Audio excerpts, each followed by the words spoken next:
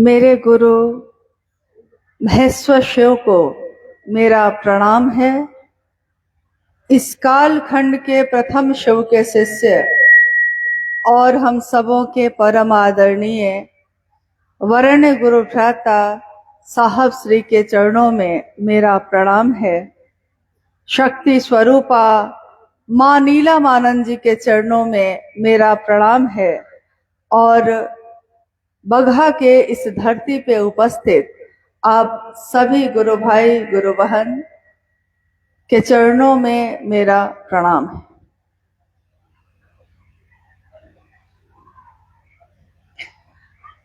हम सबका परम सौभाग्य है कि बेतिया जिले के इस स्थान पे अपने गुरु शिव की बात के लिए आने का सौभाग्य प्राप्त हुआ है और आज का ये कार्यक्रम जो चल रहा है, शिव के गुरु स्वरूप की व्याप्ति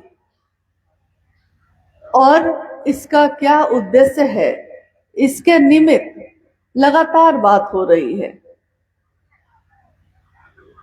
महादेव को गुरु बनाना यह कोई नई बात नहीं है, पुराने समय से चली आ रही है। महादेव के अनेक रूपों की पूजा भी हमारे आपके घरों में, मंदिरों में होती आई है। बहुत पहले जब हमारे पूर्वज, यानी पूर्वज मतलब दादा के भी दादा, उनके भी दादा, उनके भी दादा, यानी कहीं से हमारा जो वंश चला आ रहा है, हमारे पूर्वजों के समय से महादेव की पूजा भी चली आ रही है। और अति प्राचीन समय में जब ये समझ में नहीं आया कि महादेव का रूप या आकार क्या हो सकता है, तो आपने देखा होगा एकमात्र ऐसे देवता जिनका शिवलिंग के रूप में पूजा होती है। शिव की शक्तियां, यानी शिव है तो शक्ति है, शिव है तो ताकत है, ऊर्जा है। आज भी हमारे गांव में, आपके यहां भी होता होगा ऐसा, छोटी छोटी मिट्टी की पिंडी जो हर गांव में देवी देवता के रूप में पूजित है, मिट्टी की पिंडी जिसकी पूजा होती आई है। यानी आकार क्या होगा नहीं मालूम, तो मिट्टी की ही पिंडी बनाकर उसकी पूजा होती आई है। और महादेव के अनेक रूप ऐसे हैं जिसको लोग मानते रहे, चलते रहे। ये पूरा चंपारण जो आज पूर्वी और पश्चिमी चंपारण में बटा हुआ है, लेकिन चंपारण का संपूर्ण क्षेत्र आध्यात्मिक रूप से जागृत है, तांत्रिक रूप से भी जागृत है और अघोर और सरभंग संप्रदाय का एक समय में यहाँ बोलबाला रहा है। स्वाभाविक है, मिट्टी में ऊर्जा है, तभी यहाँ लोग आते रहे, शिव की पूजा करते रहे, शिव की आराधना करते रहे हैं। इस काल में, यानी हम लोग जो कहते हैं कलयुग में, इस काल में महादेव के गुरु स्वरूप की व्याप्ति हुई, यानी बढ़ा। साहब हरिंद्रानंद जी, जिनके बारे में अभी भी लगातार बात हो रही है, माँ नीलमानंद, दीदी नीलमानंद, साहब हरिंद्रानंद जी के बारे में आपने क्या सुना है मुझको ये नहीं मालूम है, लेकिन इनका जन्म आपके बेतिया से ज्यादा दूर नहीं है, सिवान जिला है। यहाँ सिवान जिला का एक गांव है अमलोरी, उसी गांव में 31 अक्टूबर 1948 को साहब श्री का जन्म हुआ और नाम रखा गया हरिंद्रानंद। धीरे धीरे ये बड़े हुए, बच्चा है तो बड़ा होगा ही। 12 साल की आयु होते होते इनका झुकाव शमशान साधना की तरफ, कुछ घटनाएं ऐसी हुई कि इनका मन उस तरफ मुड़ गया। चमत्कार, तंत्र, मंत्र, यंत्र, इन क्रियाओं के प्रति आकर्षण था और इसके लिए उनके द्वारा जो साधना शुरू हुई, इस साधना को सीखने के लिए, इस साधना को सिद्ध करने के लिए अनेक लोगों को उन्होंने गुरु बनाया। कभी कोई तांत्रिक, कभी कोई अघोरी, कभी कोई साधु, कभी कोई तपस्वी, हर जगह धोखे मिले। अभी अनु भैया आपसे कुछ बातें कह रहे थे, अर्चितानंद जी कह रहे थे कि बताइए, कोई तंत्र का सहारा लेकर या अपनी शक्तियों का सहारा लेकर लोगों को डरा देते हैं, लोग भयभीत हो जाते हैं और उनका शोषण भी हो जाता है। साहब हरिंद्रानंद जी यानी हमारे आपके वरेण्य गुरु भ्राता, उनके बारे में थोड़ा सा जानना जरूरी है हमको आपको, कि जिन चीजों से हम भयभीत होते हैं, अभी अगर आपको कह दिया जाए कि दिन का समय है और जाइए जरा शमशान में अकेले जाके बैठिए, कितने लोग बैठिएगा? नहीं बैठ सकिएगा, जा भी नहीं सकिएगा। यहां तक कि अगर कोई कहेगा कि बगल से रास्ता है गुजर जाइए, तो आप कहिएगा कि अगर जरूरी है तो दो चार आदमी को साथ में ले लेते हैं। डरता है आदमी, दिन में भी गुजरने से डरता है। और साहब हरिनानंद जी ने तो वर्षों, 14 वर्ष तक लगातार शमशान साधना, कब्रिस्तान साधना, यानी यहाँ हिंदू और मुस्लिम का कोई मामला नहीं है, यहाँ तो हर तरह की साधना वो आजमा कर बैठे। और उन्होंने देखा कि दुनिया में ऐसा समय था पहले जब योग्य गुरु थे, बताने वाले गुरु हुआ करते थे, लेकिन इस युग में उन्होंने देखा कि सही गुरुओं का अभाव है। कुछ ही ऐसे गुरु हैं जो सही बात बता रहे हैं, लेकिन उसमें ज्यादातर लोगों की स्थिति ये है कि वो छल कर रहे हैं, लोगों को भ्रमित कर रहे हैं। जो उन्होंने देखा, तो उन्होंने जो देखा, तो धीरे धीरे उनके मन से इन चीजों का भान उतरता चला गया। उनके मन ने देखा कि कोई ऊपर से तो गेरुआ पहने हुए है, रुद्राक्ष की माला पे माला पहने हुए है, हड्डियों की माला पहने हुए है, लेकिन जब उसके नजदीक रहना शुरू किया तो देखा कि लोगों को भयभीत करके छल करता है। साहब ने एक बार कहा कि जब वो अपने पिता के साथ एक स्थान पे से गुजर रहे थे, वहां मेला लगा हुआ था और एक महिला काली का रूप लेकर, यानी काली का के जैसा चेहरा पे रंग लगा के, काला रंग लगा के, नकली बाल लगा के, नकली जीभ लगा के पूरे में घूम रही है और अपनी जीभ को निकाले जा रही है और लोगों को डरा रही है। जो बड़े हैं वो तो समझ रहे हैं कि ये काली मात हो रही है, वो समझ गए कि ये तो है नकली, लेकिन जो बच्चा साथ में, बच्चे जो थे, बच्चे समझ नहीं सके, तो वो डर गए, अपनी माँ से लिपट गए, कहने लगे कि डर लगता है, ये तो जीभ निकाली है, ये तो काली माँ है। तो बच्चे डर गए। साहब ने कहा कि जिस तरह कोई सज्जन किसी के शरीर पे नहीं आता, उसी तरह शिव की शक्तियां, यानी माँ काली, स्वयं महादेव, महादेव की सारी शक्तियां किसी के शरीर पे नहीं आती। ये लोगों को भयभीत करने का तरीका होता है, जिससे आप उसको ठग सकिए, क्योंकि ये उन्होंने अपने जीवन में देखा था। सुनी सुनाई बात नहीं है ये, मैं कहता आंखन देखी, आंखों से देखा हुआ, खुद में अनुभूत किया हुआ जो था उन्होंने बताया। और उनके मन ने एक दिन समझ लिया कि यहाँ धरती पे अगर कुछ भी है तो महादेव की दया के कारण ही है, और महादेव की दया ना हो तो कुछ भी नहीं हो सकता। अगर कोई सबसे बड़ा है, किसी भी रूप में है, तो सबसे बड़े पे स्थान पे महादेव स्वयं बैठे हैं। कोई देवी है, देवता है, तो उन देवों के देव भी महादेव है। कोई अगर भूत प्रेत या पिशाचों से भरी दुनिया है, तो उसके भी सरदार, उसके भी सब कुछ कौन है? तो कपालेश्वर के रूप में स्वयं महादेव है। कोई अघोर है तो अघोरेश्वर के रूप में स्वयं महादेव है। कोई तांत्रिक है, महाकौलेश्वर के रूप में स्वयं महादेव है।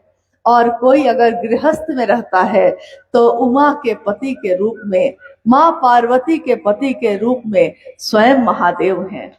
कोई अगर अर्धनारीश्वर का रूप है, यानी पुरुष और स्त्री का संतुलन है, स्वयं महादेव हैं। उन्होंने कहा ये धरती, ये आकाश, ये अग्नि, ये हवा, ये जल, इसका पत्ता पत्ता अगर है तो महादेव है। घास की एक पत्ती भी, हमारे खेतों में अनाज जो लगे हैं वो अनाज की बालियां भी, अगर महादेव की दया ना हो तो उसमें बालियां भी नहीं आ सकती। ऐसे हैं महादेव। और जब इतनी बड़ी सत्ता, जिससे काल को भी भय लगता है, डरता है, वो काल भी जिससे भयभीत होता है, समय भी जिसके नियंत्रण में है, तीनों लोकों का अधिपति है, जो दूसरों को दे देता है वैभव, और खुद निहंगी है, शमशानी है, खुद चट्टानों पे बैठे हैं। दुनिया को संपत्ति चाहिए तो संपत्ति दे देते हैं, लेकिन दुनिया को ये समझाते हैं कि संपत्ति से जीवन नहीं चलता, सिर्फ पैसे से भूख खत्म नहीं होती। पैसा है आपके पास और अगर अनाज ना हो तो पेट में भरिएगा कैसे? पेट को पैसे से पेट नहीं भरा जा सकता, अनाज से पेट भरता है। और अनाज पैदा कैसे होता है? क्या हमारे आपके द्वारा हो जाता है? क्या हमारे आपके द्वारा किसी तरीके के कर्मकांड करने से होता है? नहीं। ये तो किसी को नहीं पता कि वो अनाज पैदा कैसे होता है। धरती पे हम चल रहे हैं, ये धरती स्थिर कैसे है किसी को नहीं पता। पानी पिए जा रहे हैं, कभी चापाकल से निकाल के, कभी नल चला के, कभी नदियों से, कभी झरनों से। पानी आता कहाँ से है, कहाँ को चला जाता है, कोई नहीं जानता। माचिस जलाते हैं तो आग पैदा हो जाती है, और जब बुझा देते हैं पानी डाल के तो आग बुझ जाती है। ये आग कहाँ से आती है, कहाँ को चली जाती है, कोई नहीं जानता। मेरी आपकी सांस चल रही है, आ रही है, जा रही है, आ रही है, जा रही है, और नहीं आए तब कहाँ से आती है और कहाँ को जाती है, कोई नहीं जानता। हमारा ही दिमाग है, हमारा ही दिल है। हमारा दिमाग अगले पल में क्या सोचेगा, हमारा दिल जिसको आज प्यार करता है कल उसको दुश्मन मानने लगता है। हमारा ही दिल है, हमारा ही दिमाग है, लेकिन हम ये नहीं जानते कि अगले दिन किसको प्यार करेगा, किसके बारे में क्या सोचेगा, क्या योजना बनाएगा। सारी चीजें तो हमारी ही है, हमारे ही नाखून, हमारे ही बाल, हमारी ही सांस, हमारा ही शरीर। लेकिन इस शरीर को जब जन्म होता है, कब बड़ा हो गया, कब बूढ़ा हो गया, कब उसकी मौत हो गई, किसी पे नियंत्रण नहीं है। हम चाहते हैं स्वस्थ होना, बीमार हो जाते हैं। हम चाहते हैं सुखी होना, दुखी हो जाते हैं। हम चाहते हैं दूसरों से प्रेम और नफरत मिल जाती है। यानी कोई चीज ऐसी नहीं है जिसपे हमारा आपका नियंत्रण हो। तब भी इतना अहंकार है, तब भी इतनी नफरत, इतना घमंड है। लेकिन साहब हिंदानंद जी कहते हैं कि इस धरती पे आए हैं, रहना नहीं है हमेशा, रहना नहीं देश वीराना है। यह जीवन कागज की पुरिया, बूंद परे घुल जाना है। इस धरती पे कितने दिन के लिए आए हैं, कितने दिन चले जाइएगा, कितने दिन बाद, कोई नहीं जानता। काल के मुंह में मेढक बैठा है, किसी सांप के मुंह में, सांप का मुंह खुला हुआ है यानी काल है, काल को सांप के रूप में दर्शाया जाता है। उसके मुंह में बैठा है मेढक और वो मेढक फतिंगों को पकड़ने में मगन है। सोचता है और कितना फतिंगा ले ले और कितना कीट ले ले, लेकिन उसको नहीं पता कि काल का मुंह जैसे ही बंद होगा कुछ भी काम नहीं आएगा। साहब ने कहा हमारी आपकी स्थिति ऐसी ही है, जहां से आए हैं लौटना तो वही है। धरती से अगर कोई पहाड़ की तरफ चढ़ता है, अगर कोई धरती से पहाड़ पे चढ़ने लगता है तो एक दिन शिखर पे पहुंचता है, शिखर पे यानी पहाड़ की चोटी पर। उसके बाद भी वो चलना चाहता है, तो जब पहाड़ की चोटी पे पहुंचकर भी चलना चाहेगा तो कहाँ जाएगा? फिर से चोटी पर से उसको नीचे ही चलना पड़ता है। वैसे ही महादेव की इच्छा से ये दुनिया बनी, दुनिया यानी महादेव के पास से ये दुनिया आई है, तो ये दुनिया फिर एक दिन महादेव की तरफ लौटेगी ही लौटेगी, क्योंकि चलना इसका स्वभाव है। तो साहब ने कहा हमारा आपका मन उस महादेव के तरफ चल सके, इसकी कोशिश करिए। आज हमारे आपके जीवन में महादेव गुरु हैं, इसके कारण कौन है? थोड़ी देर पहले अर्जित भैया आपसे पूछ रहे थे कि सबसे बड़ा देवता कौन है, आपने कहा महादेव। फिर उन्होंने पूछा सबसे बड़ा गुरु कौन है, आपने कहा महादेव। सबसे बड़ा तांत्रिक कौन है, आपने सबने कहा महादेव। और ये बात सच है कि जिसका महादेव हो, जिसका स्वयं राजा ही हो जाए, अपना हो जाए, तो पूरी राज्य की चीजें तो उसी की होंगी, नहीं होंगी। तो जिसका महादेव ही गुरु हो जाए उसको किसका भय?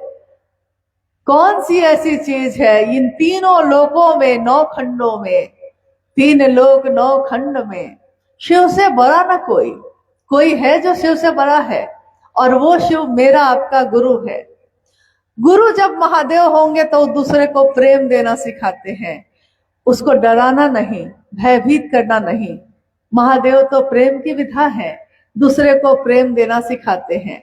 हमारे आपके जीवन में जो रोज हम लोग जीते हैं, घर में सब कोई उठते हैं, खेत जाते हैं, बगीचे में जाते हैं, अपना खेती बाड़ी घर गृहस्थी सब संभालते हैं, लेकिन इस जीवन में साहब श्री हरिनानंद जी ने क्या उतारा है, इसका उदाहरण तो ऐसा ऐसा है कि पूछिए मत। बिहार में ही एक जगह पे एक संस्था है जो पूरी दुनिया में काम करती है, यूनिसेफ उस संस्था का नाम है। यूनिसेफ संस्था की एक बहुत बड़ी पदाधिकारी, ये सच्ची घटना है, ये अर्चित आनंद भैया की वो मित्र थी, उन्होंने फोन करके इनको बताया कि आपके पिता श्री हरिनानंद जी ने लोगों के जीवन में क्या उतारा है, किया क्या है उन्होंने। इन्होंने पूछा क्या बात है, तो उन्होंने कहा कि मैं एक यूनिसेफ की योजना लोगों को बताने गई थी, गांव गांव जाना था। गांव में टोले बने होते हैं, तो अलग अलग टोला में जाकर हम लोग इस पे बातचीत कर रहे थे लोगों को, और कह रहे थे कि आपकी मदद के लिए हम लोग आए हैं। तो एक ऐसा टोला था जो बहुत ही गरीब था, एकदम टूटी टूटी झोपड़ी बनी हुई थी, एकदम गरीब अनपढ़ लोग थे उसमें। हम लोग बड़ी मुश्किल से बचते बचाते इधर उधर करते टोला में घुसे, तो पूछना शुरू किया। एक झोपड़ी में से एक महिला बाहर निकली, अकेले थी, सफाई उफाई कर रही थी घर की, निकली। इन्होंने पूछना, जो पदाधिकारी थी उन्होंने पूछा कि आपके घर में कौन कौन लोग रहते हैं, हम लोग कुछ योजना बताने आए हैं। तो उस महिला ने इनको कहा कि रुकिए, आप जो बताएंगे पहले मेरी बात सुनिए।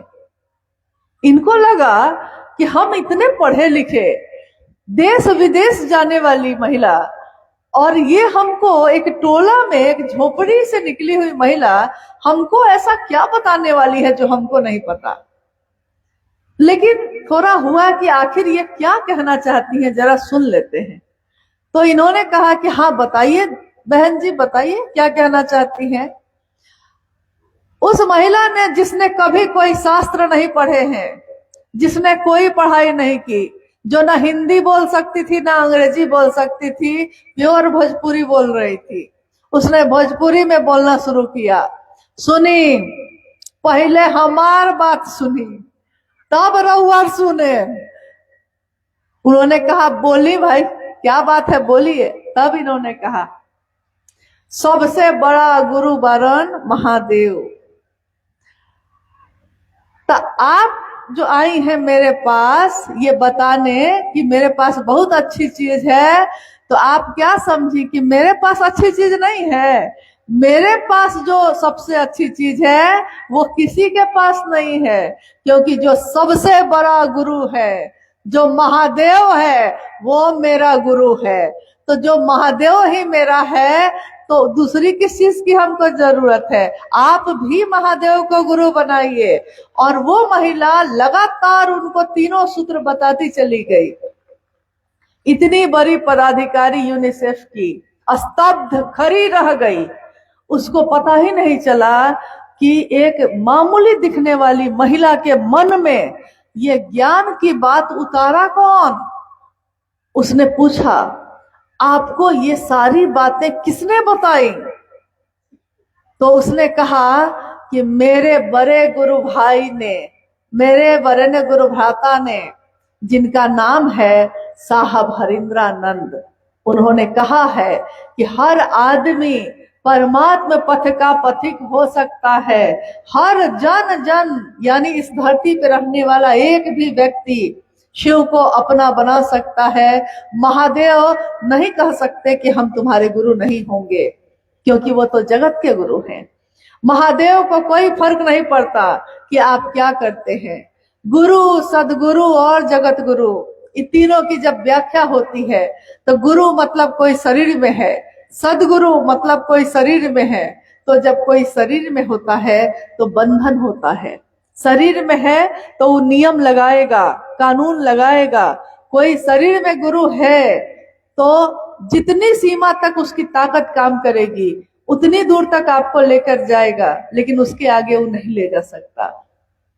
इसीलिए कोई गुरु कहते हैं कि गृहस्थ आश्रम छोड़ के आओ तब हम शिष्य बनाएंगे। कोई गुरु कहते हैं कि मांस मछली छोड़ के आओ तब गुरु बनाए, शिष्य तुम्हारे गुरु बनेंगे। कोई कहता है प्याज लहसुन छोड़ के आओ। कोई कहता है कि पूरी तरह इस जाति के हो, इस धर्म के हो तब आओ। यानी जो शरीर में है उसके पास नियम है, बंधन है। लेकिन हमारे गुरु शिव तो शरीर में है ही नहीं, कण कण में है, आकार है नहीं, लेकिन चारों दिशाएं जिसका वस्त्र है वो तो शुरू से ही शरीर में नहीं है। तो हमारा मन सीधे महादेव को पुकारता है, हे महादेव आप मेरे गुरु हैं, मैं आपका शिष्य हूँ, मुझ शिष्य पर दया कर दीजिए। और महादेव दया करते हैं। महादेव की दया होती है तभी हम अच्छा जीवन जीते हैं, हम अच्छा खाने लगे, हम अच्छा पहनने लगे। जीवन में ऐसा क्या है जो आप सोचते हैं और आपको नहीं मिलता? आपका मन मजबूत हो तो शरीर की बीमारी तक उतर जाती है। और मन किसके साथ रहने से मजबूत होता है? आप देखते होंगे कि कभी कभी हमारे गांव में कुछ लोग ऐसे होते हैं जो गांव के मुखिया जी के बहुत नजदीक के होते हैं, या गांव में जो थाना बना हुआ है तो थाना का अगर एक सिपाही भी उसका भाई है या उसका दोस्त है तो देखिएगा पूरा गांव में वो किस मिजाज से घूमता है।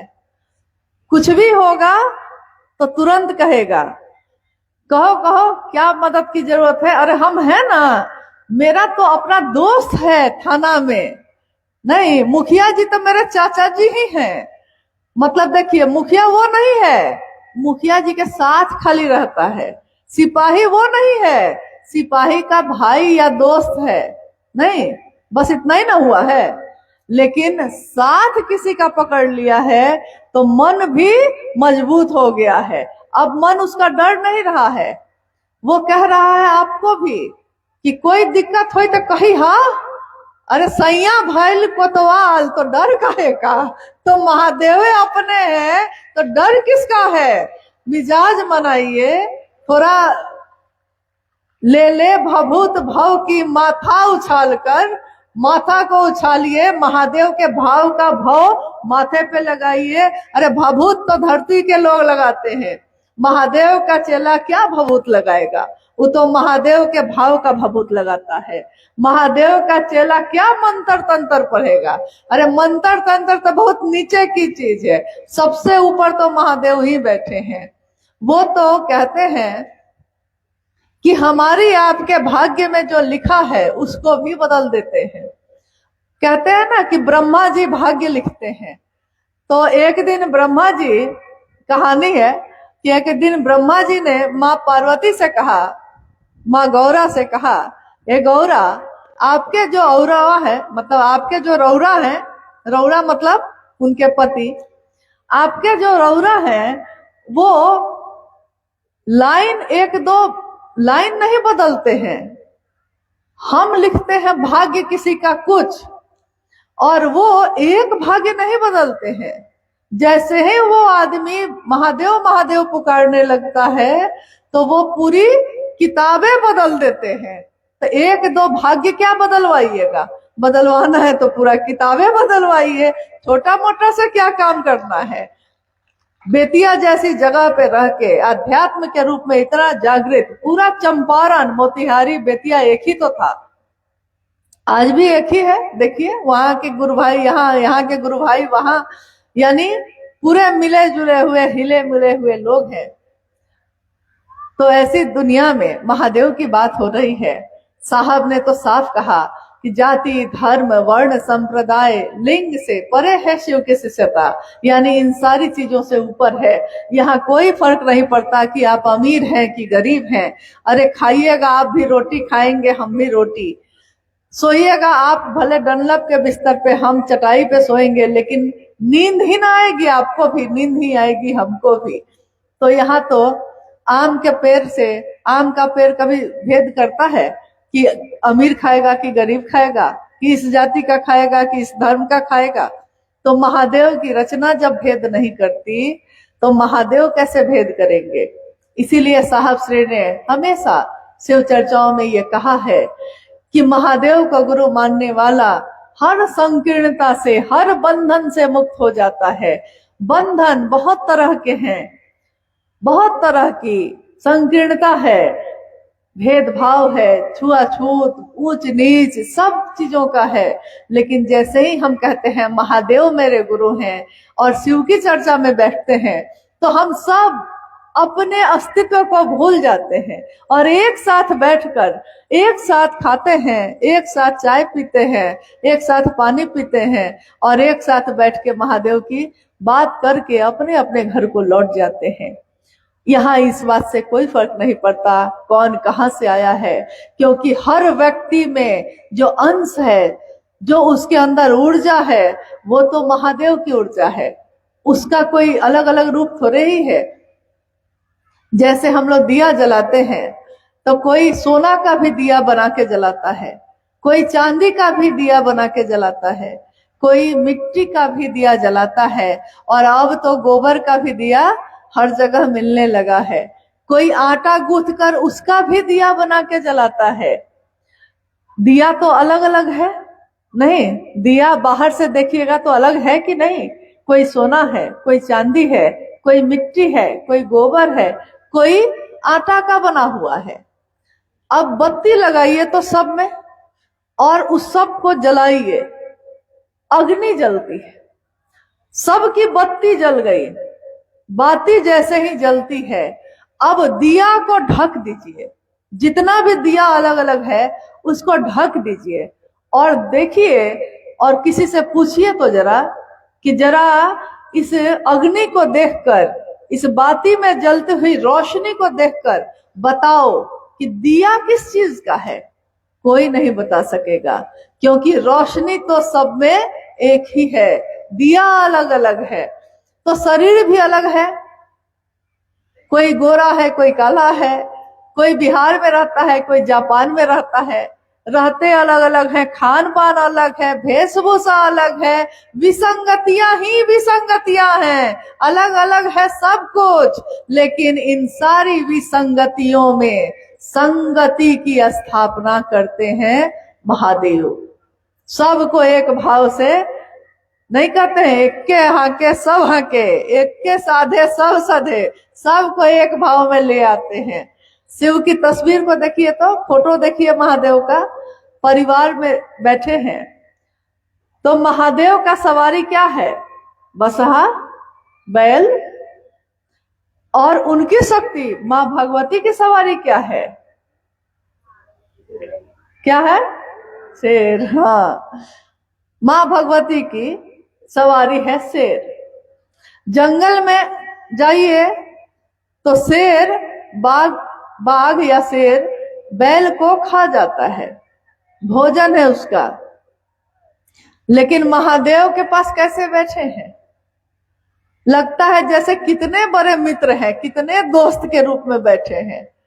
सांप चूहा को खा जाता है, मोर सांप को खा जाता है, लेकिन शिव के पुत्र दिख रहे हैं। कार्तिकेय की सवारी है मोर, गणेश जी की सवारी है चूहा, और सांप महादेव के गले में ही लगा हुआ है, गले में ही लिपटा हुआ है।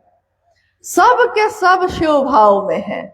कोई किसी के तरफ डस नहीं रहा, कोई किसी को खा नहीं रहा, कोई किसी से झगड़ा नहीं कर रहा। सब के सब शिव भाव में विसंगति है, विचार अलग, देह अलग, प्रवृत्ति अलग, लेकिन शिव भाव में आकर सब अपने स्वभाव को, यानी अपना क्या स्वभाव है इसको भी भूल जाते हैं। कहते हैं जब महादेव का रंग चढ़ता है, जब महादेव का नशा होता है, तो सारे नशा छूट जाते हैं जो छोटे छोटे धरती के हैं। महादेव का रंग चढ़े तो फिर कोई दूसरा रंग नहीं चढ़ पाता। तो महादेव जब मेरे आपके गुरु हैं, और तीनों सूत्रों को करने के लिए साहब श्री ने कहा है, हम सब अक्षरशः उसको करें। जो कहने वाले हैं ताकत उनकी काम करती है। हम कुछ और कह देंगे, कोई और कुछ और कह देगा, इससे कोई फायदा होगा नहीं। आप कहिएगा कि सिर्फ महादेव से दया मांगेंगे तो दया मिल जाएगी, बिल्कुल मिलेगी। कहिएगा कि महादेव की चर्चा दूसरे से करेंगे तो मेरा मन भी समझ जाएगा, हाँ समझेगा, क्योंकि दूसरे को समझाने में खुद समझते हैं, दूसरे को स्टेशन पहुंचाने में खुद स्टेशन पहुंच जाते हैं। क्या महादेव का प्रणाम करेंगे तो प्रणाम हो जाएगा? एकदम हो जाएगा। प्रणाम क्या हमारा हाथ करता है, हमारा शरीर करता है? नहीं, हमारा मन करता है। तो तीनों सूत्रों में मन है। मन यानी जिसकी संगत मन लेता है, मन भी उसके जैसा हो जाता है। तो महादेव मेरे हैं, इसकी संगत अगर मन लेगा तो मन से बलशाली कौन होगा? साहब ने कहा कि मनुष्य की, इंसान की जो शारीरिक ताकत है, शारीरिक शक्ति है, उससे भी मजबूत होती है उसकी मानसिक शक्ति। जो मानसिक शक्ति है उससे भी मजबूत होती है उसकी आध्यात्मिक शक्ति। और आध्यात्मिक शक्ति से अगर वो जुड़ जाता है तो क्या होता है? आपके क्षेत्र में इसका उदाहरण है। डाकू रत्नाकर, वाल्मीकि नगर उन्हीं के नाम पे बसा हुआ है। डाकू रत्नाकर एक समय ऐसा था कि बहुत क्रूर, बहुत खूंखार, लूटने वाला डाकू। अपने परिवार को चलाने के लिए उसने लूटपाट का रास्ता अपनाया था। और जब लूटपाट कोई करता है तो किसी की हत्या भी कर देता है, किसी को मारपीट भी कर देता है, डरा भी देता है। लेकिन एक दिन उसके जीवन में कहानी जो है कि एक नारद मुनि आए और उन्होंने राम से जोड़ दिया। उन्हीं की तपस्या वो करने लगे। और तपस्या करते करते उनके चारों तरफ जो दीमक जो घर बना लेता है, बड़ी बड़ी ऊंचाई पे वो घर बनाते हुए दिखता है कि इतना उतना ऊंचा मिट्टी का ढेर है। उस ढेर को वाल्मीकि कहते हैं। इसीलिए ऋषि के रूप में जो वो तपस्या कर रहे थे उनका नाम ही वाल्मीकि पड़ गया। एक दिन जो डाकू था, किसी ने उसके जीवन में सही दिशा दिखाई, सही दिशा में जब उसका मन चला, वो डाकू ऋषि बना, ऋषि वाल्मीकि, और रामायण जैसे महाकाव्य की रचना उन्होंने की। देखिए, एक इंसान जो शरीर में आया है वो नीचे से नीचे भी गिर सकता है, पतन भी हो सकता है उसका इसी शरीर में रहते हुए, और इसी शरीर में रहते हुए उसका वो ऊर्ध्वमुखी भी हो सकता है, जीव से शिव भी हो सकता है। तो जीव से शिव कैसे हुआ जाता है, इसका दृष्टांत आज इस युग में हम आप देख रहे हैं। उसको हमने साहब भैनानंद जी के रूप में देखा। महादेव का शिष्य कैसा होता है, वह दुनिया को खुशी देता है, प्रेम देता है। तो ऐसी कितनी बातें हैं, कहानियां अनंत हैं, घटनाएं अनंत हैं, और महादेव के बारे में कोई कितना भी बोले वो कभी खत्म होने वाला नहीं है। पूरा समंदर भी अगर पानी हो, स्याही बना दिया जाए उसको, और कहते हैं स्वर्ग में एक वृक्ष होता है पारिजात, उस पारिजात नाम के वृक्ष का टहनी तोड़कर उसकी कलम बनाई जाए, माँ शारदा, माँ सरस्वती, ज्ञान की देवी स्वयं बैठे और महादेव के गुण को लिखने लगे, महादेव की महिमा को लिखने लगे, लिख नहीं पाएंगी। हरि कथा अनंत, हरि अनंत, हरि कथा अनंता। महादेव अनंत है, असीम है, और उनकी बातें खत्म नहीं हो सकती। वो तो जब शुरू होती हैं तो होती ही चली जाती हैं, लेकिन हम लोग आए हैं अल्प समय के लिए, कुछ समय के लिए। महादेव की बात हो रही है, इसमें महादेव के गुरु स्वरूप के बारे में अगर कोई जिज्ञासा आई है मंच पे, क्योंकि आप जानते हैं, आपने देखा कि हाँ एक मंच लगा है, यह गुरु का मंच है, और इस गुरु मंच पे महादेव की बात और महादेव का ही भजन, महादेव की ही चर्चा, महादेव के बारे में ही कोई जिज्ञासा या समाधान होते हैं। इसके अलावा शिव की चर्चा में किसी और चीज का उपयोग नहीं किया जाता, कोई और चीज का कर्मकांड या कोई सहारा नहीं लिया जाता। कभी भी जब आप सोचिएगा या जानिएगा कि शिव की चर्चा, यानी शिव की चर्चा में बाहरी आडंबर का कोई स्थान नहीं है। यहाँ मन चढ़ाया जाता है, भाव चढ़ते हैं, ना तो रुपया पैसा चढ़ता है, ना तो फूल बत्ती चढ़ती है, अगरबत्ती चढ़ती है, और ना तो पूजा अर्चना होती है, ना ही फूल और फल या मिठाई चढ़ता है। यहाँ एक ही चीज चढ़ती है, और वो है आपका शिष्य भाव अपने गुरु के लिए। तो आइए हम लोग कुछ जिज्ञासाओं पे भी बात कर लेते हैं। जिज्ञासा है, कुछ गुरु भाई लोग अभी भी आसनी लगाते हैं, आरती करते हैं, प्रसाद चढ़ाते हैं, तथा रात में भी चर्चा करते हैं। कहाँ तक उचित है, कृपया करके समझाएं। जिज्ञासा आपने सुनी है, कुछ गुरु भाई लोग रात में भी चर्चा करते हैं, जैसी जिज्ञासा जो प्रश्न आया है। कुछ लोग आसन लगाते हैं, आसन का मतलब, आसन मतलब अच्छा ढोल बजाते हैं, तो उसकी पुजाई में कुछ पैसा वैसा लोग देते हैं, यही ना। अच्छा, चर्चा के बीच में आसन लगता है, और आसन में ढोल फिर बजता है, फिर उसमें पैसा दिया जाता है। क्या? चावल दाल कपड़ा सब मिलता है। भाई चावल उवल ज्यादा है तो थोड़ा हम लोग को भी दे दीजिएगा। सुनते हैं बेतिया में गन्ना चावल गेहूं को होता है। खैर देखिए, अभी अभी मैंने यही कहा आपको, जिसके कहने से हमने शिव को गुरु बनाया है, कानून तो उन्हीं का चलेगा, नियम तो उन्हीं का चलेगा। हमने साहब श्री हरिनानंद जी के कहने से महादेव को गुरु बनाया है। महादेव की चर्चा गरीब से गरीब आदमी भी कर सके, इसके लिए साहब ने कोई नियम नहीं बनाया, कोई कानून नहीं बनाया, कोई तरीका निर्धारित नहीं किया कि शिव चर्चा ऐसे ही होगी। उन्होंने साफ कहा, घास पे बैठ के भी महादेव की बात हो सकती है। बिना तस्वीर, बिना पूजा, बिना आरती के भी महादेव की बात हो सकती है। गरीब से गरीब आदमी, फुटपाथ पे सोने वाला आदमी भी अगर ये चाहे कि शिव चर्चा का आयोजन करना है हमको, वो कर सकता है। क्योंकि शिव की चर्चा पैसे से नहीं होती, शिव की चर्चा तो मन से होती है। जो शिष्य होगा वो अपने गुरु की महिमा का गान करेगा। तो पूजा पाठ तो हम अपने घर में करते ही हैं, हर घर में पूजा होती है, मंदिरों में पूजा हम लोग करते ही हैं। तो किसी को रोका नहीं गया, आप अपने घर में करते हैं करिए, आप मंदिर में जाते हैं जाइए। लेकिन शिव को गुरु मानकर ये पहले समझ तो लीजिए कि पूजा होती क्या है, पूजा में करना क्या है। गुरु बताते हैं कि पूजा कैसे होती है।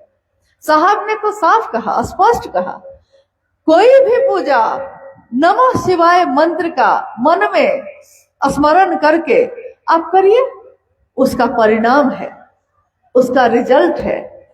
किसी भी चीज में आप नमः शिवाय यानी शिव के प्राण मंत्र का प्रयोग करिएगा, उसका परिणाम है।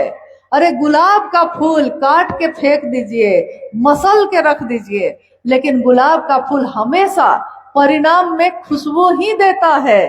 तो महादेव की बात हमेशा परिणाम देती है, खुशबू देती है, हमारे जीवन में भर देती है। तो इसलिए इन चीजों का शिव चर्चाओं में कोई मतलब नहीं है। हाँ, घर में चर्चा है, अब तस्वीर लगी है तो लगी है, अब घर में लोग आए हैं, साप्ताहिक चर्चा है तो तस्वीर लगी है तो लगी है। आप चाहते हैं कि मेरे घर में कोई आया है तो कम से कम पानी पिला देते हैं, पिलाइए। आपके पास साधन है, आप चाहते हैं कोई खा के जाए, खिलाइए, कोई रोक तो नहीं रहा है। लेकिन मुख्य रूप है ये है कि हम शिव की बात के लिए इकट्ठा हुए हैं। तो महादेव की बात ना हुई और दूसरी चीजें होने लगी, तब तो महादेव की चर्चा का भी कोई अर्थ नहीं है। परिणाम उसी में होगा जो उन्होंने कहा है। अब आप ये बताइए कि इसमें किसको किसको दिक्कत है कि शिव की चर्चा में सिर्फ शिव की बात हो, गुरु का भजन हो और कुछ नहीं हो। इसमें किसी को दिक्कत है? किन्हीं को दिक्कत है? नहीं ना, क्योंकि ये बहुत भारी हो जाता है। अगर कोई कह दे कि शिव चर्चा रखिए, हम आएंगे और 2000 रुपया लेंगे, तो सारा चीज लाएंगे और मिठाई भी चढ़ाना होगा, खीर पूरी भी बनाना होगा, तब तो कोई आदमी हिम्मत ही नहीं करेगा महादेव की चर्चा करने का। क्योंकि शिव की चर्चा तो रोज करनी है, तो कहाँ से हम इतना खीर पूरी लाएंगे। लेकिन हाँ, कोई बेटी की शादी हो रही है, खिलाइए, बेटा का शादी है, खिलाइए भाई, क्या दिक्कत है?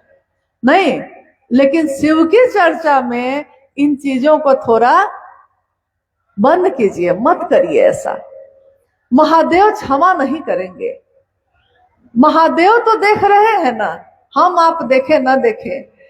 शिव की चर्चा को लोग क्या बना दिया? कोई चुनरी ओढ़ के नाच रहा है? बताइए, जहां महादेव अगर आपके सामने आके बैठ जाए, आप नाचिएगा?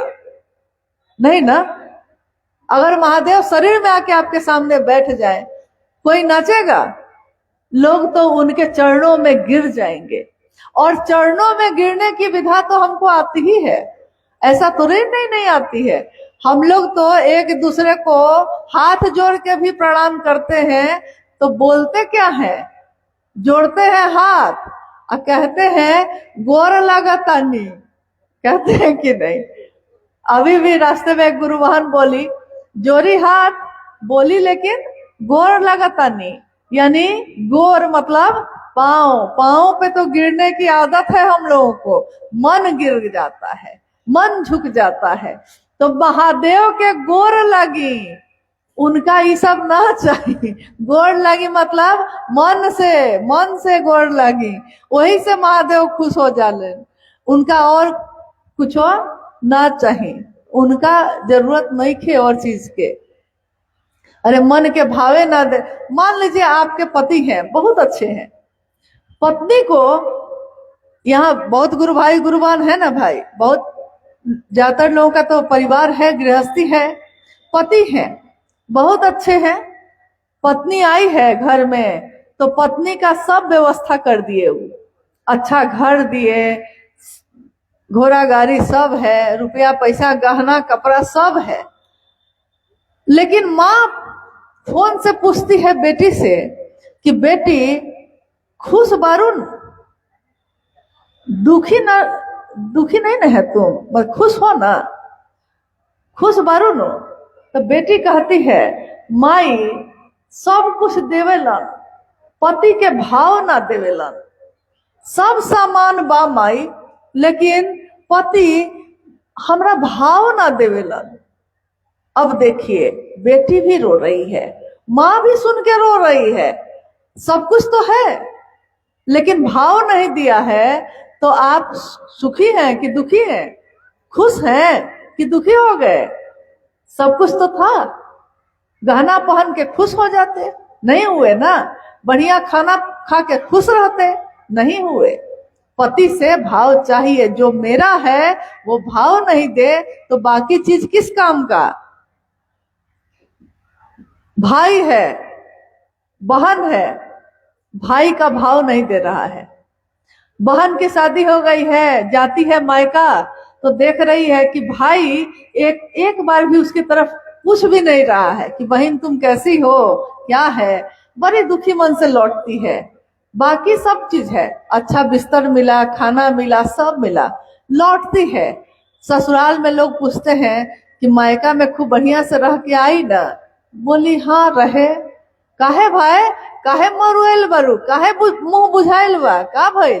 तो कहती है कि भाई पूछलक ना, भाव ना दिलक, विदाई देलक, हाँ साड़ी देलक, विदाई में साड़ी भी मिल गई है, भाई का भाव नहीं मिला। तो भाई का भाव नहीं मिला तो बहन खुश हो गई, खुश होके लौटी थी? नहीं लौटी। महादेव तो भाव सत्ता है, और शिष्य और गुरु का संबंध भी भाव स्तर पे ही होता है।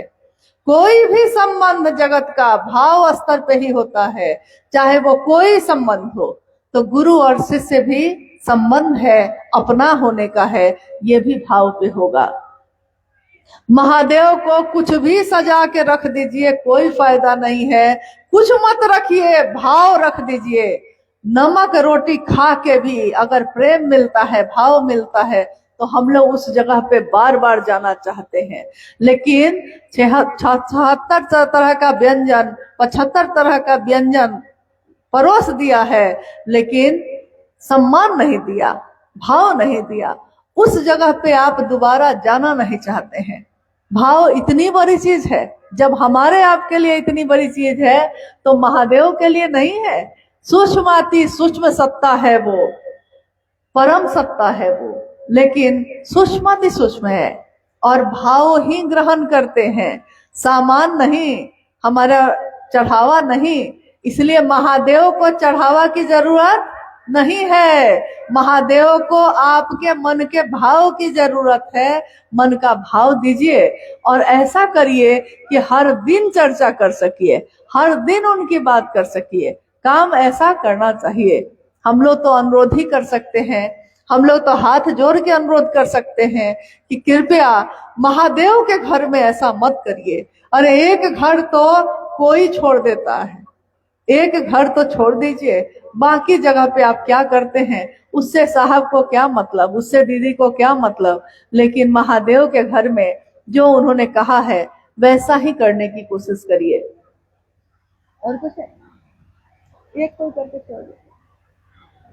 24 घंटा चर्चा कैसे होगा? अनुभूति मिला है। मतलब 24 घंटा चर्चा करने का हमको अनुभूति मिला है। अच्छा, जिज्ञासा है कि हमको किसी के आई होगी, कोई गुरु भाई या गुरु बहन भेजे हैं कि मेरी अनुभूति है कि 24 घंटा चर्चा कैसे होगा।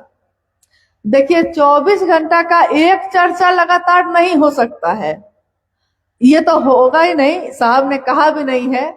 और रात्रिकालीन चर्चाएं भी साहब ने कभी नहीं कही। इससे पहले एक प्रश्न ये भी था रात्रिकालीन चर्चाओं का भी। किसी हालत में रात 8 बजे से पहले लोग अपने घर पहुंच जाएं, इस समय में अपनी चर्चा को विराम देना होगा। इसमें सबकी सुरक्षा है, इसमें सबकी भलाई भी है। सुरक्षा भी तो देखना होगा। जो मेरा होगा हम उसकी सुरक्षा देखते हैं। मेरा भाई रात में निकलने लगता है तो हम कहते हैं कि पहुंच के फोन करके बताइए पहुंचला कि ना ठीक से, यानी आपको चिंता है उसके सुरक्षा की। पत्नी बाहर गई है और सब्जी खरीद के लौटेगी, आपको चिंता है कि सुरक्षित लौटेगी कि नहीं। आपकी बहन शिव चर्चा में गई है, शिव चर्चा से समय पे अगर घर नहीं लौटेगी तो आप चिंतित होकर हर जगह खोजने शुरू कर दीजिएगा। लेकिन अगर गुरु बहन कह रहे हैं, अपना नहीं समझ रहे हैं, तब तो आप 12 बजे रात तक बैठा रहिएगा। अपनी बहन को नहीं लाए, अपने परिवार में किसी को नहीं लाके 12 बजे तक आप बैठाए, लेकिन गुरु भाई गुरु बहन को आप बैठाए हुए हैं। ये कितनी गलत बात है। आप समय पे, जब आपको सुबह से रात शाम 6-7 बजे तक जब समय मिले आप शिव चर्चा कर लीजिए और उनको समय पे वापस भेज दीजिए, ताकि वो भी सुरक्षित अपने घर पहुंचे, अपने परिवार को भी देख सके, महादेव के काम को भी देख सके। दोनों को ना देखना है। अब है कि 24 घंटे यानी कि लगातार करने की इच्छा है किसी के मन में। आप 24 घंटे क्या आप करिए, लेकिन अपने घर में बैठ के करते रहिए 24 घंटे तक, अकेले महादेव को सुनाते रहिए। एक गुरु भाई ऐसे थे जिनको आदमी नहीं मिला तो दीवार को ही सुनाने लगे थे। एक गुरु बहन एक आई, वो बोली कि हम बाहर नहीं जा पाते हैं तो मेरे घर में एक बिल्ली आती है, हम बिल्ली को ही शिव चर्चा सुनाने लगे हैं। अब इस बात का तो कोई क्या कहिएगा, कोई उत्तर नहीं है। आदमी से ना महादेव की बात करना है, जीव से ना करना है, जो समझ सके, जो जीव से शिव हो सके, और उतना ही ना करिएगा। अति तो हर चीज की बुरी है। अति यानी अच्छी से अच्छी चीज अगर बहुत ज्यादा हो जाए तो उसको लोग घटाने लगते हैं। पानी अगर नियंत्रण में है तो प्यास बुझाती है, और अगर उसमें पानी बढ़ जाए तो क्या होता है, बाढ़ आ जाता है। गर्मी जब तक बर्दाश्त होती है शरीर को तब तक ठीक है, और गर्मी अगर बहुत ज्यादा हो गई और धूप में कोई खड़ा रहे तो धूप से लू लगने से उसकी मौत भी हो जाती है। यानी अति तो हर चीज की बुरी है। महादेव की चर्चा इस जीवन में, इस समाज में, परिवार में रह के करना है तो ऐसा करिए जो आप हमेशा कर सकिए, और जैसा साहब श्री ने कहा है उसके अनुकूल कर सकिए, नहीं तो यहाँ कोई परिणाम नहीं मिलेगा। मेरा एक ही अनुरोध है, इस जिला में, आपके जिला में हर जगह के गुरु भाई गुरु बहन आते हैं और महादेव का काम करके लौटते हैं। उन लोगों से भी निवेदन है कि आप लोगों तक सही बात पहुंचाए। साहब की लिखी हुई किताब है, साहब के जीवन पे लिखी हुई अनमोल अक्षर है, साहब की खुद की लिखी आओ चले शिव की ओर है। परिपत्र जारी किए गए हैं, बहुत बार, 5 बार किए गए हैं, जिसमें बार बार ये लिखवाया है साहब ने शिव चर्चाओं में क्या होना चाहिए, क्या नहीं होना चाहिए। आप में से कोई भी अगर लेना चाहे तो आप लोग मुख्यालय से संपर्क करके मंगवा सकते हैं। उस परिपत्र को पढ़िए और जानिए कि मेरा क्या क्या हम कर सकते हैं। महादेव का काम इस धरती पे करना है, लेकिन महादेव की गूंज हो जाए धरती पे, ये सोच के करना है। मेरी गूंज हो जाए, उनकी गूंज नाम की हो जाए, ये सोच के मत करिएगा। महादेव के लिए महादेव की बात करिएगा। साहब श्री ने अपने जीवन से सिखाया है कि शिव के लिए शिव को चाहा जाता है, महादेव के लिए महादेव को चाहिए तो देखिए क्या होता है। क्योंकि अपने लिए तो सबने चाहा है, शिव के लिए शिव को चाहना यह अद्भुत सी बात है जो साहब श्री ने समझाई है, बताई है। तो आज आप सभी से इस शिव गुरु महोत्सव के माध्यम से मेरा एक ही निवेदन है कि दुनिया में आए हैं, ये दुनिया महादेव की दुनिया है, इसी दुनिया में हम आप रहते हैं। हमारी दुनिया में महादेव रहे, हमारे मन में महादेव रहे, और कण कण में है वो महादेव। इन आंखों से दिखाई नहीं देता तो मेरी आपकी बात सुनकर कोई स्वयं शिव का दर्शन कर ले, कोई स्वयं शिव को इतना याद करे कि भूल ना पाए, तब सोचिएगा कि महादेव का काम हुआ। गांवे गांवे चर्चा हो रही है, घर घर में चर्चा हो रही है, लेकिन महादेव से दया मांगनी भी उतनी ही जरूरी है। महादेव को प्रणाम करना भी उतना ही जरूरी है। अगर तीनों सूत्र जरूरी नहीं होता तो साहब ने क्यों दिया था? केवल शिव की चर्चा जरूरी नहीं है, शिव से दया मांगना भी उतना ही जरूरी है, शिव को प्रणाम करना भी उतना ही जरूरी है। तीनों सूत्रों का निरूपण उन्होंने किया है ताकि हम सब का मन एक जगह, एक निष्ठ होकर, एक बग्गा होकर, एक निष्ठ होकर महादेव की तरफ चले और अपनी मंजिल को पहुंचाने। मंजिल है हमारी भगवान शिव स्वयं, और रास्ता है शिव की शिष्यता का राजमार्ग। उस पे हमको, आपको सबको चलना है, किसी को चलने से रोका नहीं गया। आइए हम सब चलते हैं उस रास्ते पे, एक साथ गले लगकर, खुशी खुशी आनंद में भरकर। आओ चले शिव की ओर। साहब की इस पंक्ति को चरितार्थ करते हैं अपने जीवन में। आइए हम सब चलते हैं। आप सभी के चरणों में मेरा प्रणाम है। आप सब धीरे धीरे सुरक्षित अपने घरों को लौटिए। फिर समय रहा, फिर भेंट होगी। आपको मेरा प्रणाम।